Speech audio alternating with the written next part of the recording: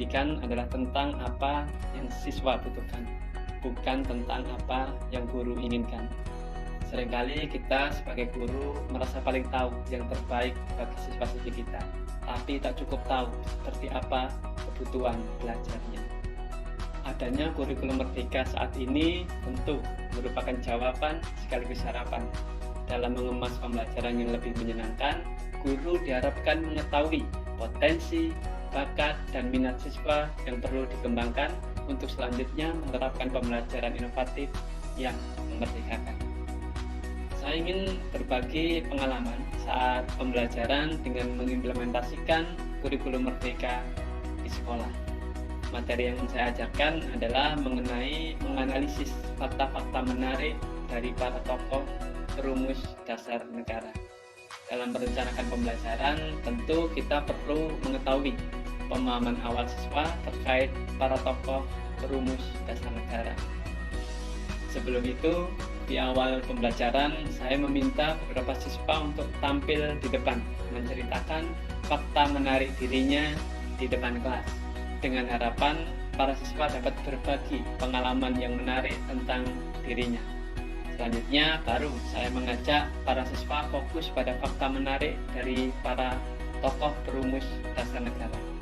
Pada jenjang kelas 11 sebelumnya, para peserta didik sudah memiliki pemahaman terkait usulan para tokoh perumus dasar negara, sehingga di kelas para siswa kelas 12 ini tujuan pembelajaran yang diharapkan adalah siswa dapat meneladani berbagai fakta menarik dari tokoh perumus dasar negara.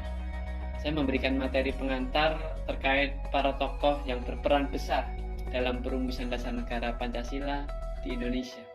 Selanjutnya, dari tokoh-tokoh tersebut, saya memberikan ruang bagi siswa untuk berliterasi dan berkreasi untuk memahami lebih jauh tentang fakta menarik dari tokoh perumus dasar negara.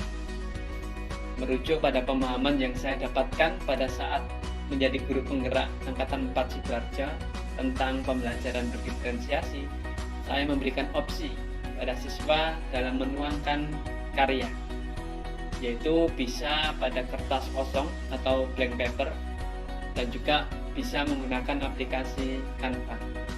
Saya percaya dengan diberikan ruang berekspresi pada siswa, karya yang dihasilkan nanti akan jauh lebih maksimal karena berangkat dari hal yang disukai para siswa. Dan benar saja, saat saya melihat progres pengerjaan para siswa, mereka sangat semangat dan antusias dalam mengerjakan karya mereka. Satu sisi, siswa yang memiliki keberbakatan menggambar dapat menuangkan dengan maksimal bakat yang mereka miliki. Dan di sisi lain, siswa yang mahir dalam pemanfaatan IT dapat mengkreasikan tugasnya dengan menggunakan aplikasi Canva.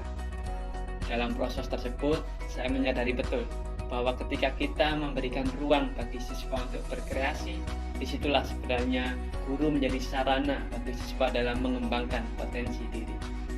Pada pertemuan berikutnya, setelah seluruh siswa menyelesaikan tugasnya, selanjutnya adalah sesi untuk unjuk karya. Para siswa saya minta untuk memajang hasil karya mereka di sepanjang sudut kelas secara melingkar. Selanjutnya, saya minta siswa untuk berdiri di samping hasil karya mereka masing-masing. Terlihat wajah ceria dari para siswa sambil menunjukkan hasil karya mereka. Tentu ada rasa bangga bercampur rasa senang karena dapat menyelesaikan sekaligus memperlihatkan hasil karya kepada teman-temannya yang lain. Selanjutnya, saya memberikan waktu bagi para siswa untuk dapat berkeliling dalam ruang kelas untuk dapat melihat, membaca, sekaligus memahami fakta menarik dari para tokoh perumus Pancasila. Raut wajah serius, ceria, dan antusias sangat terlihat selama para siswa berkeliling melihat hasil karya teman sekelas mereka.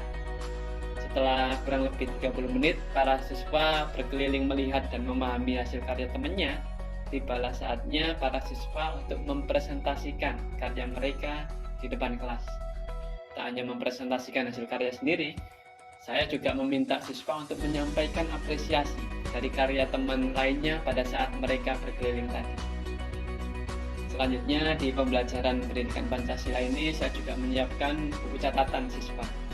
Buku ini berisi tentang identitas diri, termasuk bakat, minat, cita-cita, serta aktivitas pembelajaran yang akan diisi oleh setiap siswa. Siswa dapat menuliskan terkait dengan rangkuman materi, aktivitas belajar, hal positif yang didapatkan setelah pembelajaran, serta kritik maupun saran yang bisa diberikan kepada saya sebagai guru sebagai bahan masukan. Tentu ini penting bagi saya sebagai bahan refleksi atas pembelajaran yang telah saya laksanakan. Pada akhirnya, saya ingin sampaikan, menjadi guru tak cukup hanya dengan mengajar, tak cukup pula hanya dengan mendidik. Lebih jauh lagi, kita harus bisa menginspirasi dan menggerakkan siswa kita. Mudah-mudahan kita semua menjadi guru yang kehadirannya selalu dinanti dan ketidakhadirannya membuat berat hati.